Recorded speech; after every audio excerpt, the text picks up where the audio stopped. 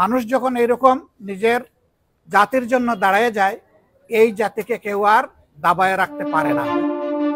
এবার আর যেনতেন নির্বাচন মেনে নেওয়া হবে না, এমন হুঁশিয়ারি উচ্চারণ করেছেন বাংলাদেশ জামায়াতে ইসলামের আমির ডাক্তার শফিকুর রহমান। আজ ফেনী যাওয়ার পথে কুমিল্লার আলেখারচর বিশ্ব রোডে এক পথসভায় তিনি বলেন, 14, 18 ও 24 মার্কা নির্বাচনের আলামত লক্ষ্য করা যাচ্ছে। যারা এই ধরনের অপকর্মের চিন্তা করছেন তাদের জন্য আমাদের বার্তা স্পষ্ট। মানুষ রক্ত দিয়ে পরিবর্তন এনেছে, আবার প্রয়োজনে রক্ত দিয়েই তা সফল করবে। তিনি আরও বলেন, আমাদের লড়াই ফ্যাসিবাদীদের বিরুদ্ধে নয়, বরং ফ্যাসিবাদের বিরুদ্ধে। ফ্যাসিবাদ পুরনো হোক বা নতুন, যতদিন এর অস্তিত্ব থাকবে ততদিন লড়াই চলবে।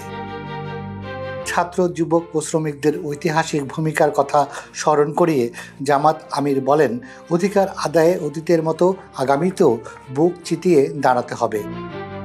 স্বপ্নের বাংলাদেশ গঠনের প্রত্যয় ব্যক্ত করে তিনি বলেন, আমরা এমন একটি সমাজ গড়ে তুলতে চাই যেখানে কিশোর, তরুণ ও যুবকরা শান্তিতে নিঃশ্বাস নিতে পারবে।